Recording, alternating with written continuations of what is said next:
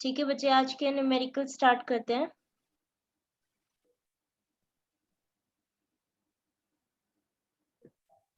देखते ही देखते 8th lecture हो गया भैया आपका आज।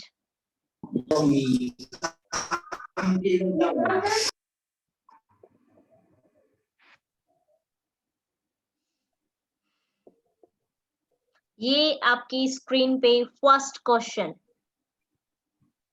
देखते हैं कौन कितनी जल्दी इसको परफॉर्म करता है।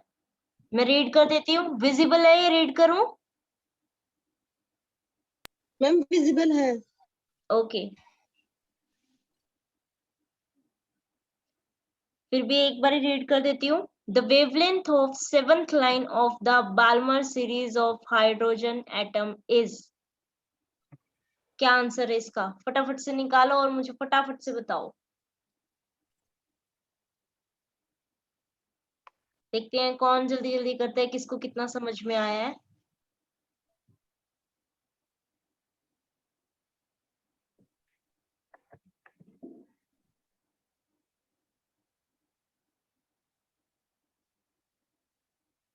टाइम लिमिट रख दूं?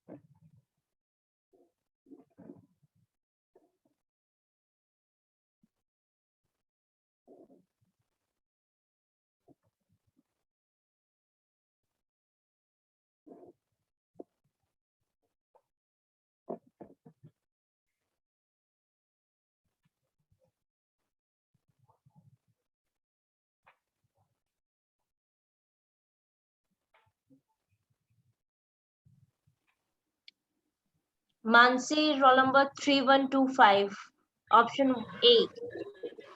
ओके बेटा, और मैडम वो बहुत कर रहे थे अपना नाम इसका नाम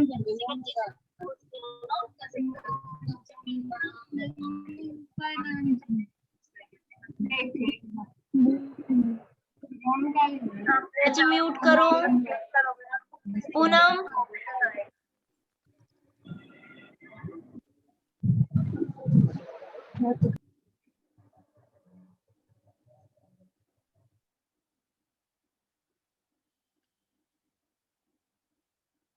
सोनू लांबा ऑप्शन ए। और बच्चे? बस दो ही बच्चों ने किया है अभी तक।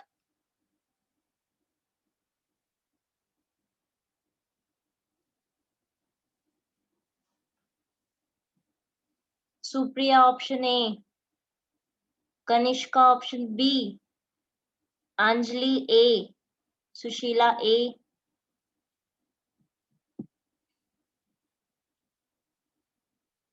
Nilesh A, Poonam A. Very good बेटा, option A is the correct answer. कोई भी एक बच्चा स्क्रीन शेयर करके शो कर सकता है। Yes, 384 nanometre is the answer. सभी का आंसर करेक्ट है, ऑप्शन ए करेक्ट है। जिस भी बच्चे ने बी दिया था बेटा, कोई ना कोई मिस्टेक हुई है वहां पे, या तो आपसे, ठीक है, उसको थोड़ा सा करेक्ट कर लेना। अगर नहीं आता तो एक बार ही बता दो मुझे। एक बार कैलकुलेशन देखो बच्चे, कैलकुलेशन मिस्टेक है आपकी।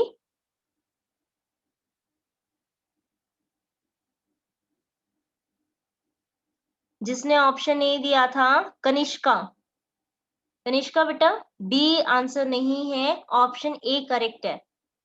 ठीक है सोनिका, ठीक है। तो आप लोग एक बार ये ठीक करिए इसको। कोई स्क्रीन शेयर कर सकता है?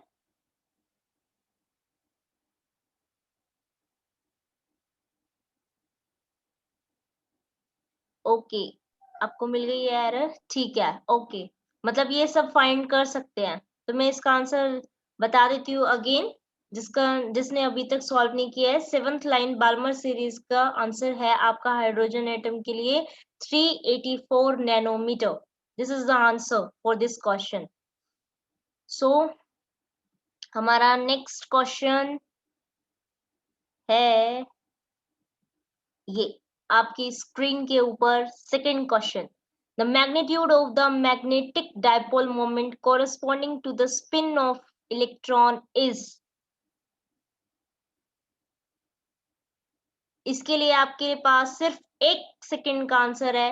1 सेकंड के अंदर फटाफट से, 1 सेकंड तो हो भी गई, 1 मिनट देती हूँ, चलो 1 D minute. Ma'am, D yes D.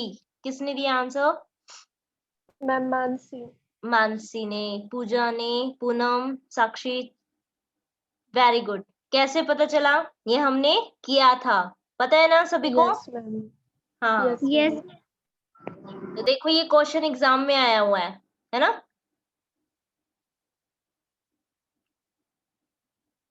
चलिए नेक्स्ट क्वेश्चन आपकी स्क्रीन के ऊपर ये रहा। क्वेश्चन समझना पहले एक बार, ठीक है? उसके बाद आंसर टिक करना है। इस एक क्वेश्चन में आपके 3 क्वेश्चन है। इस एक क्वेश्चन में आपके 3 क्वेश्चन है, ठीक है? क्या है समझो इसको। पहले आपको दिया हुआ बेटा द म्यू मिजॉन, जिसके ऊपर चार्ज E है, मास जिसका 207 मास ऑफ इलेक्ट्रॉन की फॉर्म में है, can be captured by a proton to form a hydrogen like atom, muonic atom. ठीक है, यानी कि कोई एक म्यू मिजॉन है, वो कैप्चर किया जाता है प्रोटॉन के द्वारा।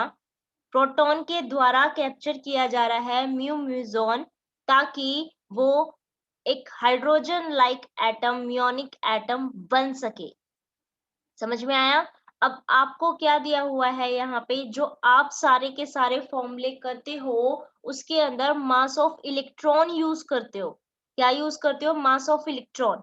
लेकिन यहाँ पे इन्होंने 2 चीजों के बारे में बोला है। एक तो प्रोटॉन कैप्चर कर रहा है किसको? म्यू मिजॉन को, ठीक है? और फिर उसके बाद हाइड्रोजन लाइक एटम, यानी कि सारे के सारे रिजल्ट को बताना मास ऑफ इलेक्ट्रॉन की फॉर्म में है। अब मास कितने हैं आपके पास? 2, एक प्रोटॉन और एक म्यू का। इसका मतलब आपको रिड्यूस मास निकालना है। रिड्यूस मास का फॉर्मूला क्या होता है बेटा? एक मास अगर m1 मान लूं, एक मास m2 मान लूं, तो m1 m2 अपॉन में m1 प्लस में m2, ऐसे रिड्यूस मास लिखते हैं ना? सभी को पता है इस चीज के बारे में, यस मैम। है ना? तो अब आपको क्या करना है यहाँ पे कि जो प्रोटॉन है, सभी को क्या ये बात की नॉलेज है कि mass of proton is equal to 1836 time mass of electron. Mass of electron कम होता है, प्रोटॉन का ज्यादा होता है। कितना ज्यादा होता है? मास ऑफ इलेक्ट्रॉन से 1836 गुना ज्यादा होता है। 1836 time more than mass of electron is the mass of proton. सभी को पता है?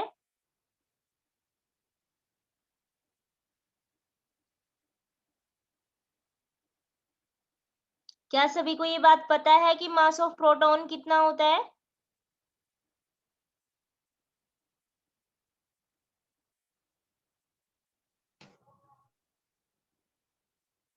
बच्चे अभी बताया मैंने, mass of proton is equal to 1836 time mass of electron. इसकी हिंट दे देती हूँ मैं एक बार ही आपको। देखो बेटा, यहाँ पे हमारा जो मास है, उस मास को हम ये ना लिख के रिड्यूस मास लिखेंगे। रिड्यूस मास हमारा कितना हो जाएगा? m1 प्लस में, sorry, m1 into m2 divided by m1 plus m2। ठीक है, जहां पे एक मास आपने क्या लेना है? मियोनिक का, और एक आपको यानी कि म्यू का मास लेना है, और एक क्या लेना है आपको? प्रोटॉन का।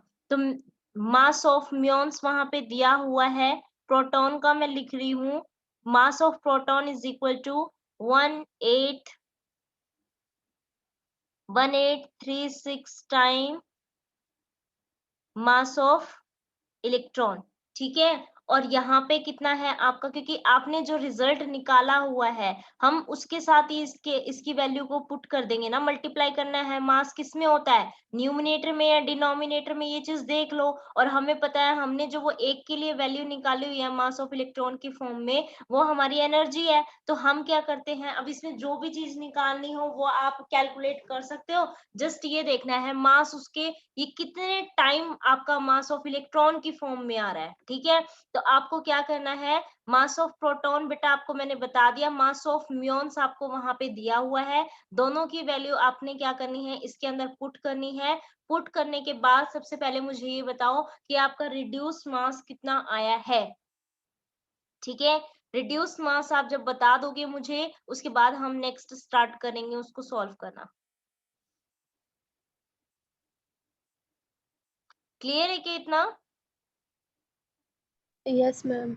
ठीक है, तो फटाफट से मुझे रिड्यूस मास बताओ। मैंने मास ऑफ प्रोटॉन आपको बता दिया है, और मास ऑफ आपको म्यून का आपका देखो यहाँ पे मेंशन है कि मास आपका कितना है म्यू मिजॉन्स के लिए 207 मास ऑफ इलेक्ट्रॉन। तो यानी कि एक मास को आपको 207 रखना है, एक दूसरे मास को 1836 रखना है, और जस्ट आपको क्या करना है, वहां से रिड्यूस मास कैलकुलेट करना है। तो सबसे पहले रिड्यूस मास कैलकुलेट करके बताइए मुझे।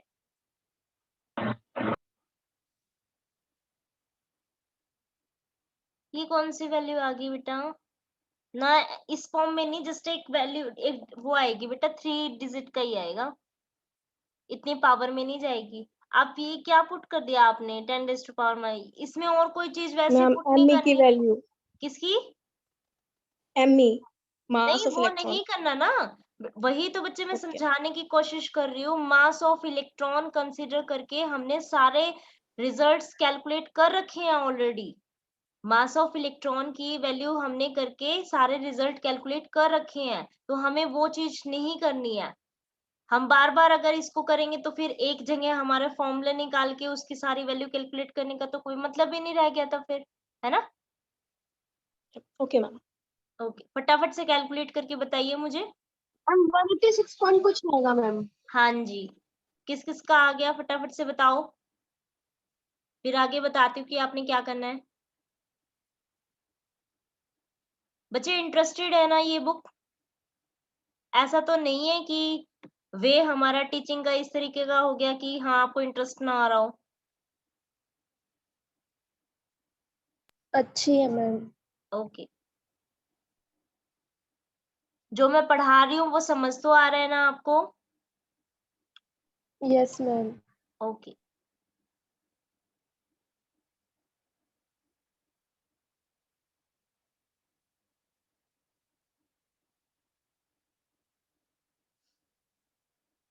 चलिए सबका आ गया है ये 186।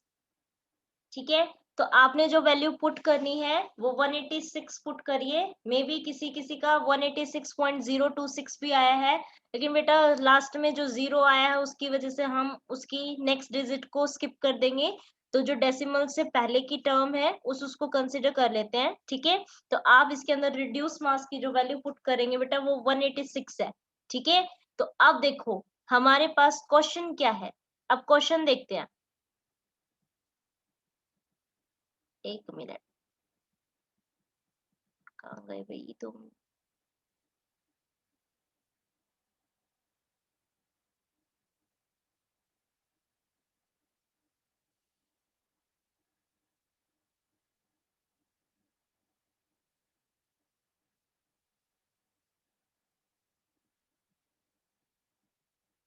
देखो बेटा, इसमें एक ही क्वेश्चन में 3 क्वेश्चंस हैं। ठीक है, फर्स्ट आपको क्या करना है, आपको अभी जो करना है वो ये करना है, radius of first bore atom. ठीक है, आपको बोहर एटम की फर्स्ट उसके लिए रेडियस निकालनी है। कब निकालनी है? जब आपका रिड्यूस मास जो अभी आपने निकाला है 186 उसको पुट करने के बाद। तो सबसे पहले आप मुझे ये बताओ कि radius of first bore atom in the case of hydrogen कितनी होती है?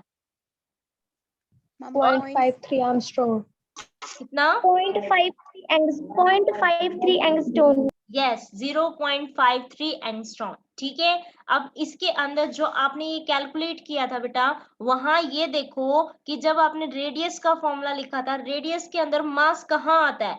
न्यूमिनेटर में आता है या डिनोमिनेटर में आता है? डिनोमिनेटर में मैम। डिनोमिनेटर में आता है। तो इसका मतलब अब जो हमने वैल्यू पुट करी है ना, वो कहाँ पुट की जाएगी? न्यूमिनेटर में या डिनोमिनेटर में?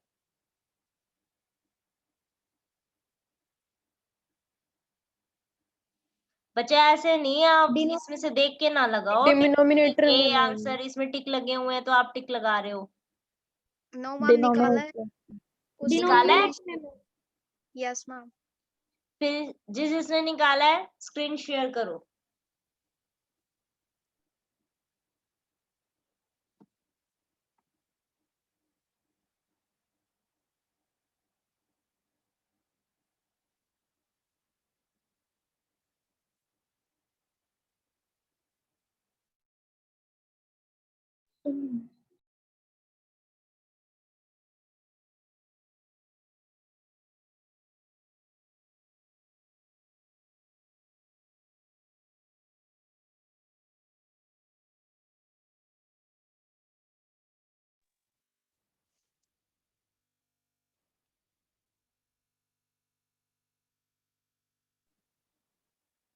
सुप्रिया शेयर कर रही है स्क्रीन, करो Supriya. Yes ma'am.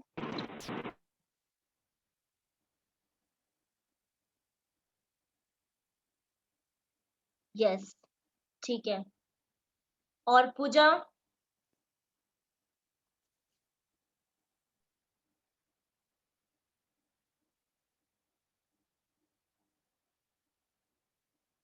Sushila, roll number 3116।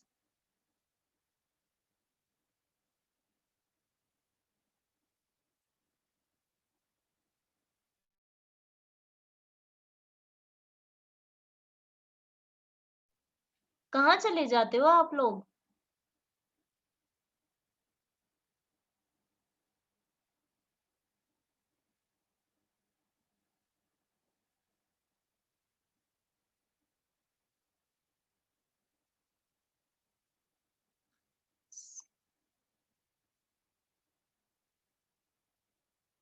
हाँ, ऑप्शन ए करेक्ट है।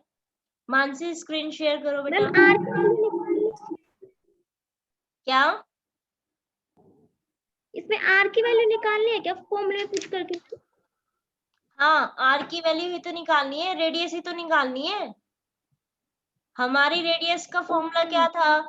N square H square epsilon nought square upon में पाई एम जेड स्क्वायर, यही हमने कैलकुलेट कर रखा था ना। जहां पे हम जो मास लेके चले थे वो मास ऑफ इलेक्ट्रॉन था, और इन्होंने किसके लिए बोला है?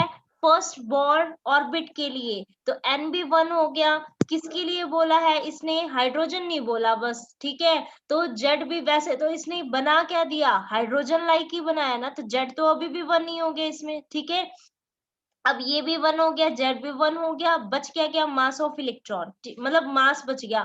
तो मास इसने दिया हुआ है कि प्रोटॉन और मिजॉन मिलके वही मास ऑफ इलेक्ट्रॉन टाइप का कुछ बना देंगे। तो हमने वहां से रिड्यूस मास निकाल लिया in the form of mass of electron, क्योंकि फॉर्मूले में जो हम पुट कर रहे थे एम, वो एम क्या था? मास ऑफ इलेक्ट्रॉन ही था, ठीक है। तो हमने वहां से वो वाली वैल्यू कैलकुलेट करके इसके अंदर पुट कर दी है, ठीक है।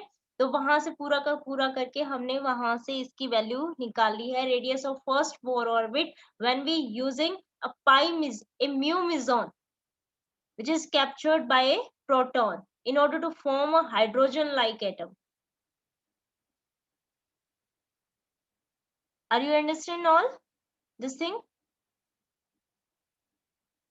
Yes ma'am. Okay.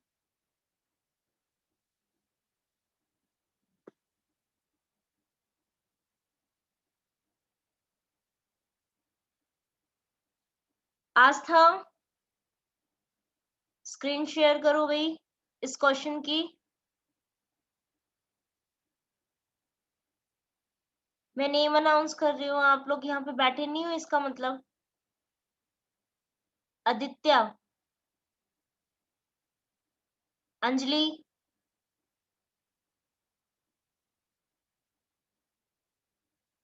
Mansi.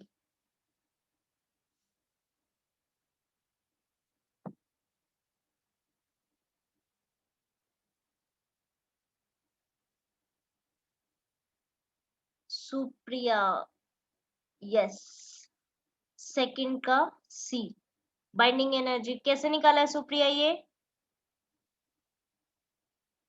Ma'am energy 13.6 होता है, उसको 186 से मल्टीप्लाई कर। 186 से मल्टीप्लाई क्यों किया है? क्योंकि मैम मास उसमें न्यूमिनेटर में प्रेजेंट होता है एनर्जी में। मास न्यूमिनेटर में प्रेजेंट होता है, गुड। अब इसके अंदर आपको जैसे radius of first Bohr orbit है, ऐसे ही radius of 10th Bohr orbit calculate करो। ये यूनिट आपकी यही आई है ना पिकोमीटर में? यूनिट्स का ध्यान रखना भाई। हाँ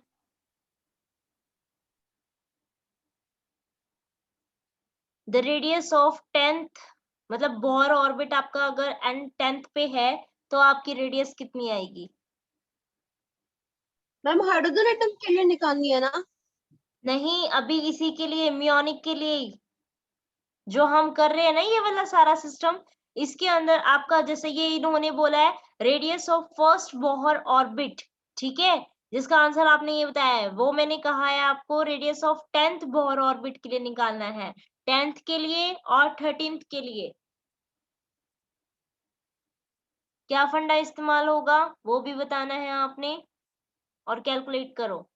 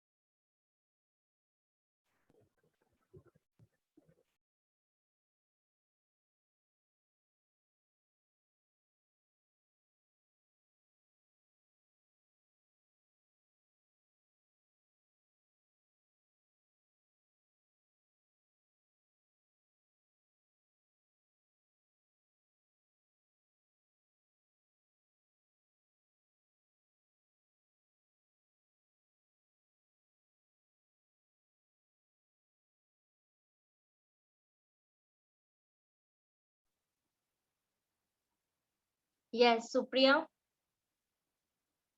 उस टाइम पे इसकी वैल्यू हो जाएगी आपकी 28.5 पिकोमीटर, करेक्ट है,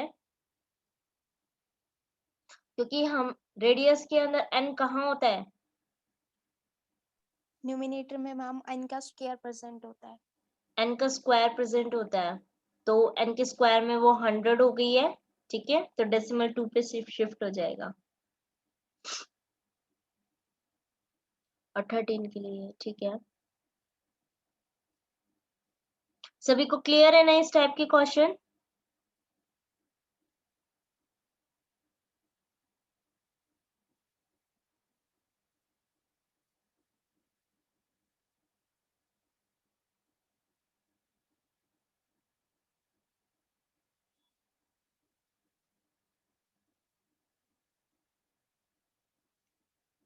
चलिए ठीक है, लास्ट क्वेश्चन और परफॉर्म करिए, फिर नेक्स्ट क्लास हमारी कल होगी।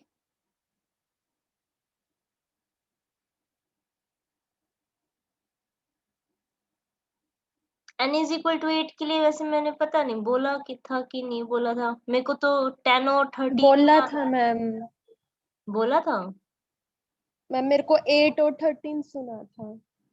अच्छा, मैंने दिया था 10 और 13। चलिए कोई नहीं, आ गया ना, मतलब परफॉर्म करना मस्ट है, कि आपको परफॉर्म करना आना चाहिए। पता है किसी भी एग्जाम के अंदर बैठते हैं, बेशक से वो चीज ठीक ना हो, एक तो आपको फॉर्मूले भी पता हो, कैलकुलेशन एरर तो होती रहती है, ये तो मैं मानती हूँ, क्योंकि न्यूमेरिकल बेस्ड है इतना सारा सब्जेक्ट, ठीक है, तो वहां पे ये सारी चीजें तो आती रहती हैं हमारी, लेकिन वो चीज हमें पता है कि हाँ इसको हम ऐसे कर सकते हैं, वो क्वेश्चन हमें समझ में आ रहा है, कितनी बड़ी बात होती है ये, आपको पता है कि मतलब उसको क्वेश्चन को देख के ये लगे कि हाँ ये हमने पढ़ा हुआ है ना। अगर ये हो कि हाँ ये भी नहीं आता हमें, ये भी नहीं आता, वो चीज अलग हो जाती है, लेकिन जो चीज हमने पढ़ी है उसके बेस पे अगर आप क्वेश्चन देख के ये सोच सकते हो कि हाँ हम इसको सॉल्व कर सकते हैं, हाँ हमने किया हुआ है, तो ये बहुत बड़ी बात हो जाती है बेटा, ठीक है। अब लास्ट क्वेश्चन है, आपको first Balmer series find out करनी है, ठीक है, ये करिए और बताइए, उसके बाद नेक्स्ट क्लास कल होगी।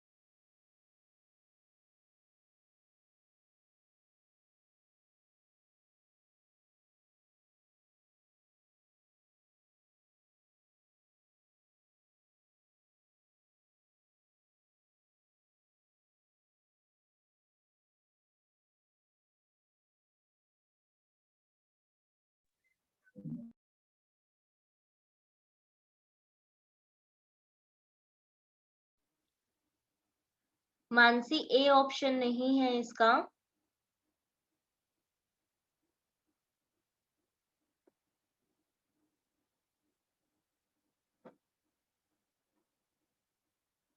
दोबारा से चेक करिए, दोबारा चेक करो मानसी, में भी some calculation mistake.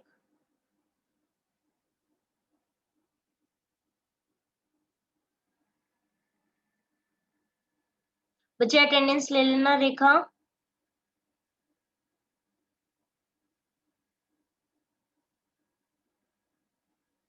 Okay ma'am.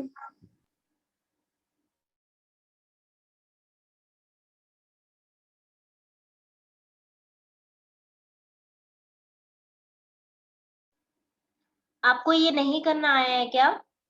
बिल्कुल इजी है बेटा, देखो जो आपका वेवलेंथ निकालते हो, ठीक है, तो वेवलेंथ क्या है आपका, लैम्डा जो है वो आर इनफाइनाइट के क्या है, आपके इनवर्सली प्रोपोर्शनल है, और जब आपने आर इनफाइनाइट देखा था वहां पे मास न्यूमिनेटर में था, ठीक है, इसका मतलब जो लैम्डा है वो भी हमारा वो क्या है आपका आर इनफाइनाइट के अगर इनवर्सली है, तो आपका मास की भी क्या होगा, इनवर्सली ही होगा, ठीक है। तो आपका जो हाइड्रोजन एटम है, सिंपली उसमें आपको क्या करना है, first line of Balmer series निकाल लो उसकी, और उसको क्या करना है, जो लैम्डा आई है आपकी यानी कि वेवलेंथ आई है, उसको 186 से डिवाइड कर देना। समझ में आया? मैम इसका आंसर 31.9 आ रहा है। हाँ तो थोड़ा बहुत तो इसमें वो हो जाता है ना बच्चे, मतलब अप्रोक्स इसके इक्वल आना चाहिए आपका डी के। 25 तो बिल्कुल ही यस कम हो गया, मैम। 30 से कम हो गया, 18 भी कम है, 6.5 भी कम है, तो हमारा अप्रोक्स किससे मैच कर रहा है, 35.3 एंगस्ट्रॉन से, तो उससे लगभग पास में आपका आ रहा है आंसर सबका।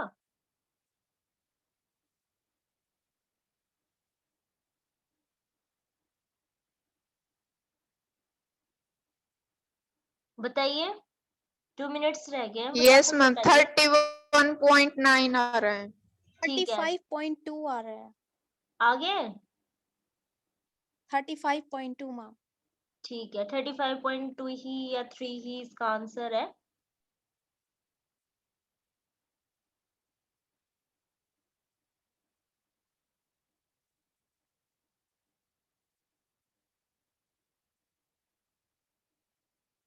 साक्षी, सुप्रिया, 35.2, ठीक है भैया, ये आंसर है इसका।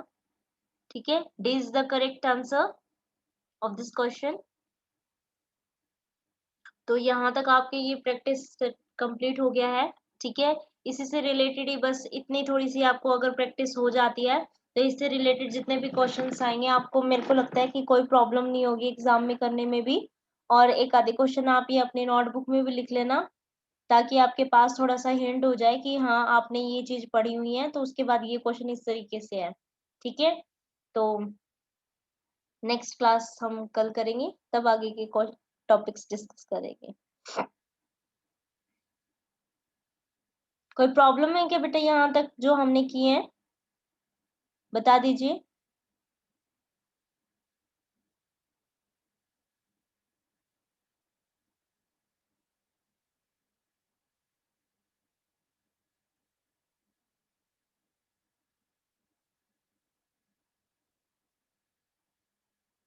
आज आवाज नहीं आ रही क्या मेरी आप लोगों को?